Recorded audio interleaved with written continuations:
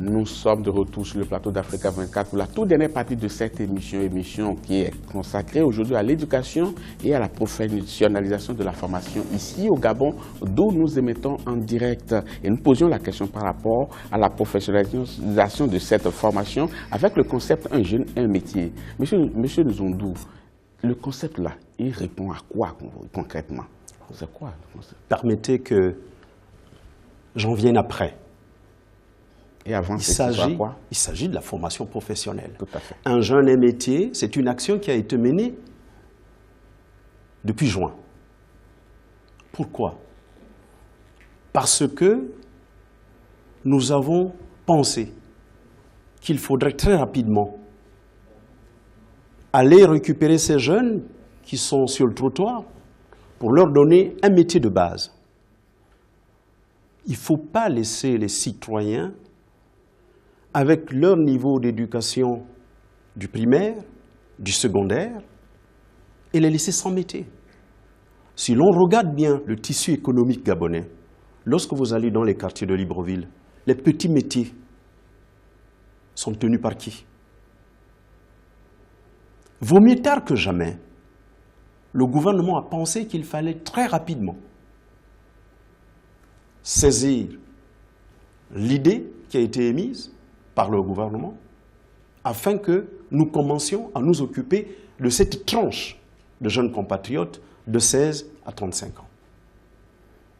Il faut plutôt s'adresser à ces jeunes-là. Que pensent-ils? Les connaissances qui leur ont été données. Peuvent-ils aujourd'hui se réaliser, se prendre en charge, sortir de la précarité dans laquelle ils ont vécu? Retirer la main parce qu'ils ont vécu longtemps la main tendue. Parce qu'il s'agit ici des enfants qui ont décroché du système scolaire, des orphelins et des enfants vivant dans la rue. Mais beaucoup de personnes qui jettent un regard critique sur ce concept estiment qu'en 3 mois, ce n'est pas sûr qu'on doit vraiment donner un véritable enseignement à ces jeunes-là, non? C'est la raison pour laquelle je dis qu'il faut poser la question à ces enfants. Je vous prendrai un exemple personnel. J'ai appris un petit métier lorsque j'étais encore à l'école primaire. Je gagnais ma vie avec. Le véritable problème de fond... Ça m'étonnerait que vous gagnez votre vie. Parce que si vous gagnez votre vie, vous serez resté à faire ce métier jusqu'à aujourd'hui. Ben, je vous dis que pendant les vacances, je gagnais ma vie avec. Ah, pendant les vacances. D'accord. Ne fuyons pas la réalité. La réalité, elle est là. Que faisons-nous? Que propose-t-il pour ces jeunes qui ont décroché, qui ont le niveau du primaire? Certains n'ont même pas été à l'école. Que faisons-nous? On ne peut pas jeter la pierre au gouvernement pour avoir mis en place cette action qui, aujourd'hui, donne la chance à 1785 jeunes compatriotes. C'est à eux, à ces jeunes compatriotes, vous avez entendu le témoignage de certains. Donc moi, je m'inscris en faux lorsque j'entends dire le projet « Un jeune et métier », ce ne sont pas les termes utilisés, mais c'est comme si. C'est creux. Mais pas du tout. Merci, M. Zoudou. Alors, Mme Nguemebe, je vous ai entendu tout à l'heure de porter une certaine critique par rapport à ce concept « un jeune et un métier », mais il y a pas mal de jeunes qui sont là, qui n'ont rien à faire et qui n'ont rien appris non plus. Il va falloir trouver un concept pour pouvoir quand même les insérer dans la vie professionnelle. Alors, outre les reproches que vous faites à ce projet, est-ce que vous avez une recette meilleure? Avant de répondre, il y a quand même des choses très importantes, même si le temps est court. Lorsque monsieur le représentant du président sortant dit qu'il y a beaucoup de choses, moi j'attends à voir des faits. Il faut parler avec des faits démontrables. En dehors de cela, je veux dire que les établissements secondaires, je vais insister sur les établissements secondaires. Vous vous rendez compte qu'un chef d'établissement peut mettre du temps à son poste d'affectation, alors qu'il dirige très mal son établissement. Mais à chaque fois, il est confirmé. Alors, il y a un mal-être qui va s'opposer. Les établissements deviennent la propriété privée. D'ailleurs, quand on est chef d'établissement, ça veut dire qu'on appartient à ce parti politique. Si on n'appartient pas à ce parti politique, on devient militant de ce parti politique à l'usure.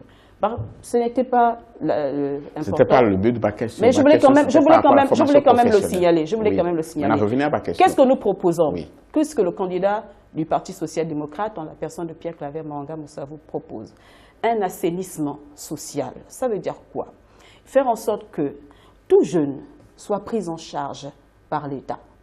Augmenter l'allocation familiale, faire en sorte qu'il y ait des subventions, soutenir les parents pour que chaque enfant de 0 à 10 ans reçoive de 0 à 10 ans une subvention de 30 000 francs, de 10 à 20 ans une subvention de 45 000 francs, en dehors de l'allocation familiale qui est du 1er au 5e enfant 25 000 francs et du 6e au 9e enfant 10 000 francs. Ceci pour dire que un corps sain ne peut apprendre, un esprit sain dans un corps sain, l'enfant peut apprendre dans des bonnes conditions.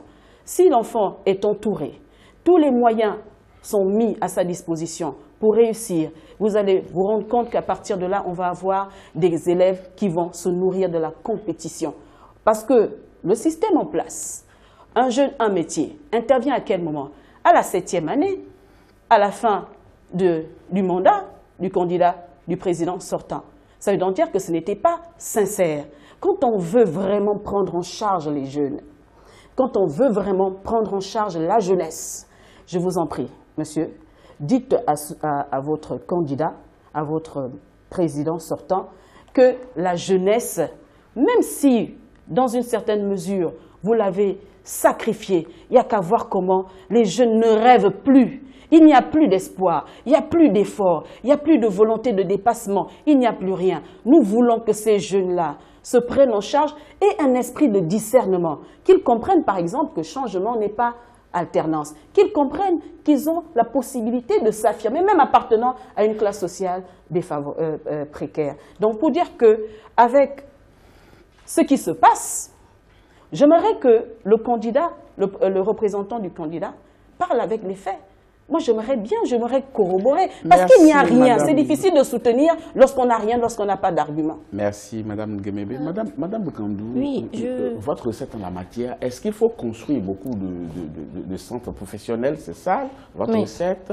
Ou bien il faut obliger les étudiants désormais qui veulent aller dans les filières généralistes à obligatoirement aller dans les filières professionnelles? Oui.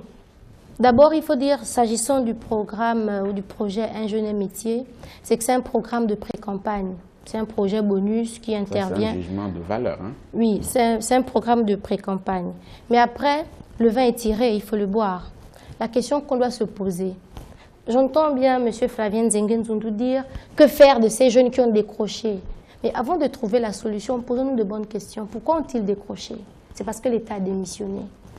Moi, j'ai entendu M. Flavien Nzengue Nzundu dire qu'en son temps, il apprenait un petit métier, les vacances. J'imagine qu'il était fils d'agriculteur ou fils de prolétaire, comme on sait, parce que tout le monde est quasiment passé par là. L'État accompagnait les gens. Je veux vous dire une chose. Ceux qui apprennent dans le sud du Gabon, plus précisément dans l'Angounié, où j'ai fait mes classes, il y a un lycée, le lycée d'État de Ndende. À l'époque, je pense qu'il ne va pas le démentir, il y avait un internat. Donc les élèves qui avaient l'entrée en 6e, qui partaient de Mimongo, de Mbigou, de Lebamba, étaient à l'internat. L'État prenait soin d'eux. Les parents n'étaient pas acculés par l'achat de livres, parce qu'il y avait des CDI, il y avait des bibliothèques équipées. Et là, les jeunes ne décrochaient pas. Aujourd'hui, les jeunes sont obligés, pendant les vacances, de travailler pour se payer leurs fournitures. Mais parce que l'État ne le fait pas. Comment il faut faire pour corriger? Quelle est la recette de votre candidat? Mais la recette de notre candidat, c'est celle qui a marché hier. Réhabilitons les internats. Ces orphelins, il en a parlé, qui n'ont plus personne pour prendre soin d'eux. Mais que l'État les prenne en charge. Ils sont la pupille de l'État, dit-on. Mais que l'État les intègre dans des internats. Pourquoi a-t-on fermé les internats dans nos lycées et collèges? Pourquoi contraindre des enfants de 12 ans qui ont leur entrée en 6e, mais qui sont dans des coins reculés de notre pays, de venir en ville louer? Pourquoi avoir déguerpi les étudiants gabonais du campus universitaire en 2012? au prétexte qu'on va réhabiliter. Et après, qu'est-ce qui a été fait? Rien. Les étudiants gabonais sont des SDF. Pourquoi ne doivent-ils pas décrocher?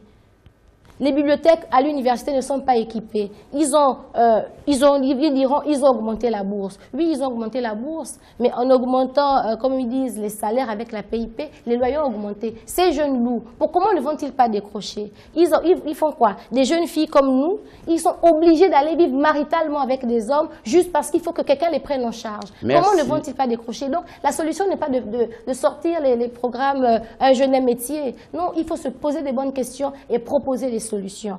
Réhabilitons les campus universitaires. Que Merci, chaque étudiant Madame ait la Bokandou. possibilité d'aller dans un campus universitaire. Merci, monsieur. On ne verra pas Merci, des étudiants Madame dans la Bokandou. rue. Monsieur Mombo, Oui. dans vos plateformes revendicatives, est-ce que vous faites des propositions aussi à ce que l'État central puisse se porter vers un certain nombre de décisions pouvant amener à ce qu'on... Parce que vous êtes enseignant, par exemple, vous n'allez pas assister seulement à former des gens qui, après, ne serviront pas à grand-chose.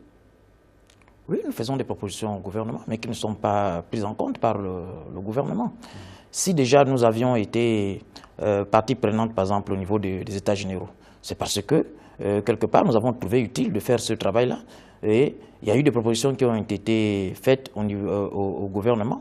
Bon, par exemple, il y a eu une proposition comme la construction des centres d'appui aux métiers ruraux, qui n'existent pas. Ces centres d'appui aux métiers ruraux n'ont jamais été construits. Les centres de formation professionnelle qui devaient être construits à Lambaréné et Mouila, jusque-là, ces centres de formation professionnelle n'existent pas. Il faut dire que la formation professionnelle vit, disons, le même calvaire que l'enseignement secondaire général. Parce qu'il y a une absence de carte scolaire. On fait du pilotage à vue dans le système éducatif gabonais de manière générale. Et l'une des raisons aussi, c'est le manque même de formation des formateurs, c'est-à-dire le manque de formation des enseignants. Je prends le cas, par exemple, du concours interne d'entrée à l'école normale supérieure, qui était prévu pour les 24 et 25 juin. Un arrêté du ministre de la fonction publique avait été déjà pris. Jusqu'au jour du 24 juin, nous ne savions pas que ce concours était reporté ou annulé. Et jusqu'à ce jour, nous ne savions pas si ce concours va être organisé parce que nous étions surpris.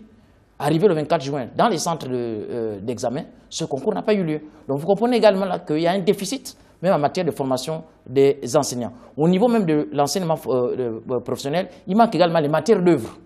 Donc les enseignants aussi ont du mal réellement à dispenser des cours au niveau de l'enseignement professionnel et technique. Donc le gouvernement manque de volonté, qu'il s'agisse de l'enseignement général, qu'il s'agisse de l'enseignement technique et professionnel. Ce n'est pas faute d'avoir fait des propositions au gouvernement, mais ces propositions ne sont pas prises en compte par le gouvernement, parce qu'il manque de volonté politique de la part du gouvernement. Et pourtant, nous avons suivi Monsieur le Président de la République à l'ouverture des États généraux de 2010, qui disait que si l'éducation coûte cher, osons l'ignorance. Mais malheureusement, ça n'a pas été suivi des faits. Parce que si on avait mis les moyens adéquats pour que le système éducatif gabonais puisse être rehaussé, moi je pense qu'aujourd'hui, il y aurait moins de problèmes actuellement en ce qui concerne le système éducatif gabonais. Ce qui n'a pas été du tout fait.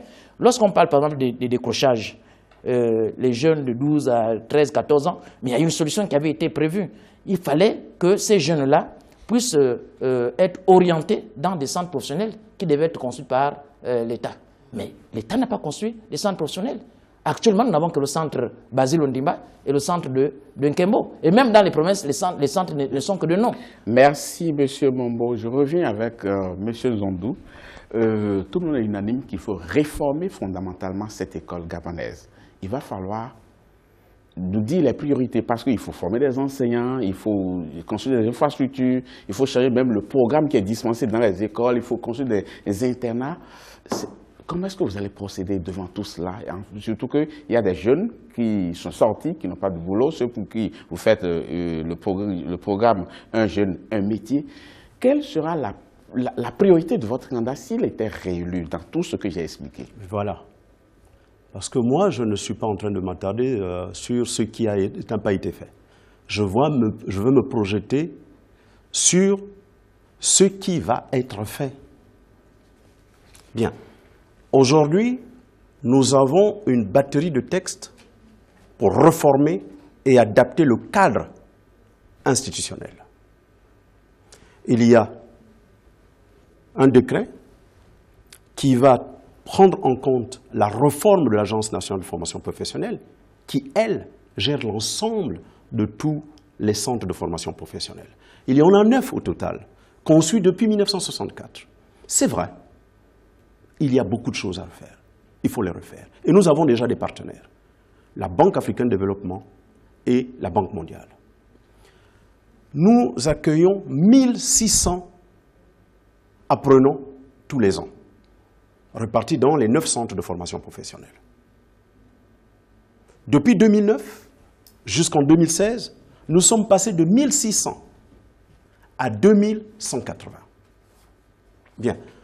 Donc nous avons augmenté, amélioré l'accueil. Maintenant, nous visons les 6 000 apprenants. Pour ce faire, pour atteindre cet objectif, le gouvernement bénéficie déjà d'un financement d'Exim Bank de Chine. 3 centres de formation professionnelle. Un à Franceville, pour les métiers de la métallurgie et les métiers aéronautiques, à Libreville et à Port-Gentil. 3 centres.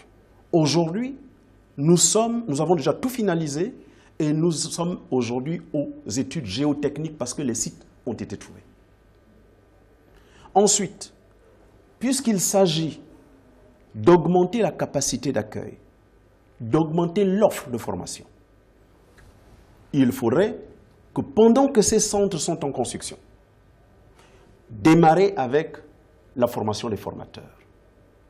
Il y a déjà plus d'une 50aine qui ont été formés au Maroc. Vous allez doubler la mise ou... Le programme, ça ne s'arrête pas. Nous envoyons des compatriotes, des jeunes compatriotes, après le bac, et nous avons aussi un centre de formation professionnelle qui sera construit au nord de Libreville.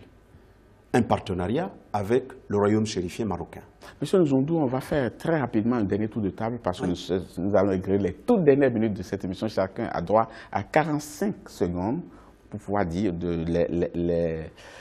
les mesures urgentes que prendra son candidat s'il était élu afin de pouvoir sortir de l'école des conditions dans lesquelles elle se trouve aujourd'hui. Madame Nguemebe.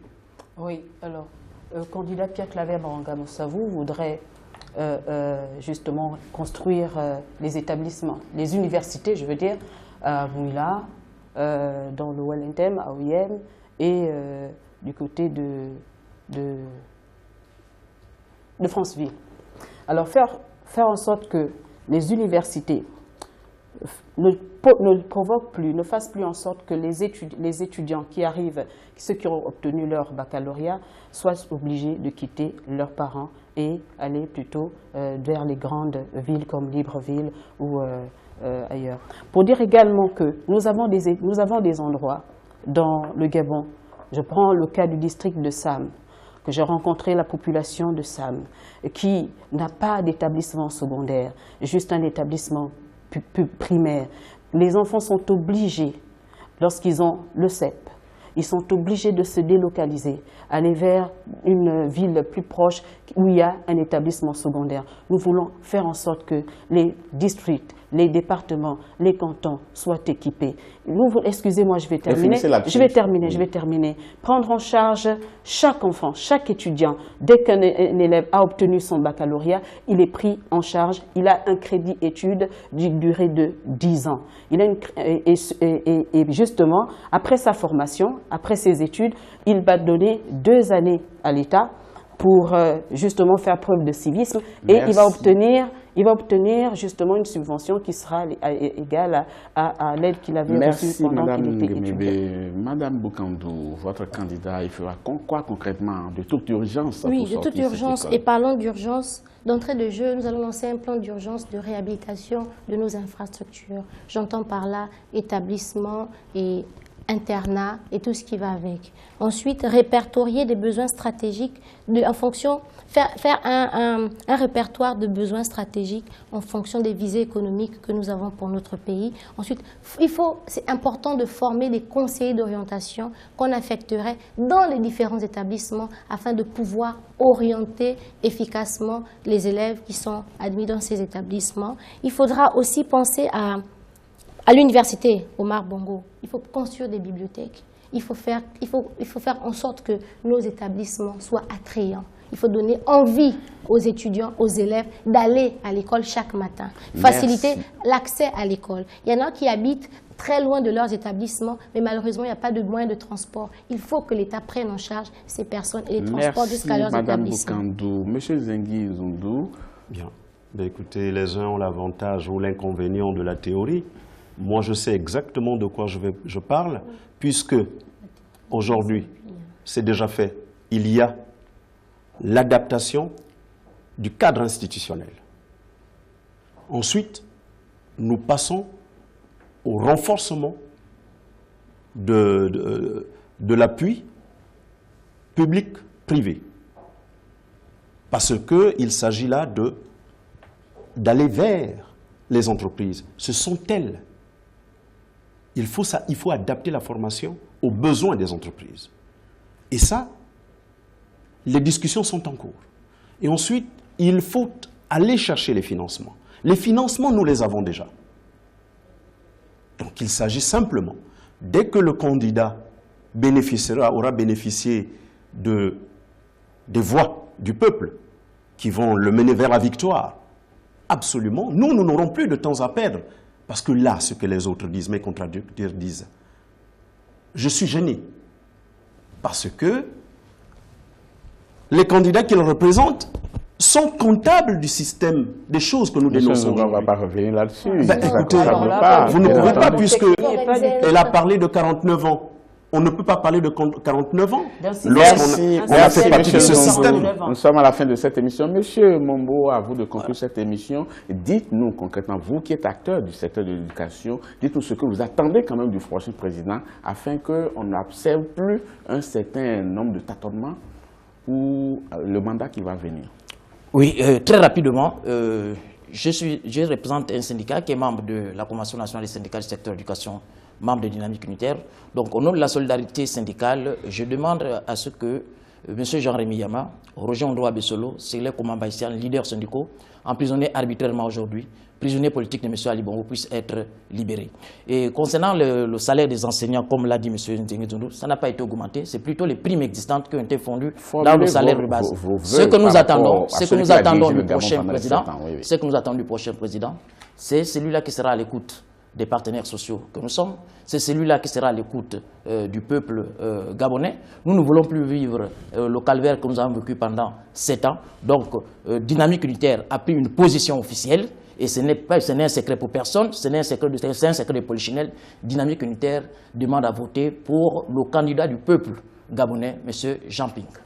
Merci beaucoup, et pourtant ce n'est pas le rôle des syndicalistes d'appeler à voter pour un quelconque candidat. Je suis syndicaliste, à l'instar la Confédération générale des travailleurs de France, la CGT en France, nous n'inventons rien. Dynamique Unitaire a pris une position, je suis membre de Dynamique Unitaire, je suis le secrétaire général de Dynamique Unitaire, je ne fais que traduire ici la position officielle de... Merci beaucoup. Nous sommes à la fin de cette émission, chers invités. Monsieur le général Fabien Nzengi Nzundu, merci beaucoup d'avoir été des nôtres pour cette émission. Madame Elsa Rituel Boukandou, merci. Également, Madame Sandrine Gemebe Ndamne, merci d'avoir été des nôtres. Et Monsieur Louis-Patrick Mombo, bon, de toute façon, heureusement que vous n'avez... Heureusement que pendant l'émission, je n'ai pas constaté la moindre attitude ou le moindre propos de la part de M. Mombo qui ait pu vous inspirer cela. Si par la suite, M. Mombo appelle à voter pour un autre candidat, c'est bien dommage. C'était pas leur ligne de manœuvre, vous comprenez? J'ai dit mon syndicat appartient à une confédération syndicale et je ne vois pas pourquoi vous allez me faire le reproche de ne pas dire la ligne générale que... M. Mombo, mais ce n'était pas le cadre, c'était pas le cadre approprié pour pouvoir le dire. Merci beaucoup. J'aurais dû nous le dire d'entrée. Merci beaucoup. Le débat est terminé, M. Mombo. Vous êtes libre, monsieur. Vous serez dans Madame le Gemebe, je suis membre d'une confédération syndicale. Vous pouvez poursuivre le débat tout à l'heure dans les coulisses. Ainsi s'achève cette émission. Monsieur Mombo, c'est fini. Le cadre n'y est pas. Et je comprends pourquoi vous êtes assis tous les deux. Merci beaucoup. Monsieur Mombo, Madame Gemebe, merci beaucoup d'avoir été des nôtres. Je vous sais très courtoise et je sais que vous allez continuer de l'être jusqu'à la fin de cette émission qui est d'ailleurs finie. Merci à ceux qui l'ont réalisée et à ceux qui l'ont produite. Merci beaucoup. On va recevoir tout à l'heure un candidat, monsieur Pierre siècle avec Maganga Moussavou, qui sera en face des journalistes d'Africa 24. Ne partez surtout pas. Il va s'installer dans quelques instants. On vous retrouve. Merci beaucoup et on vous retrouve dans quelques instants.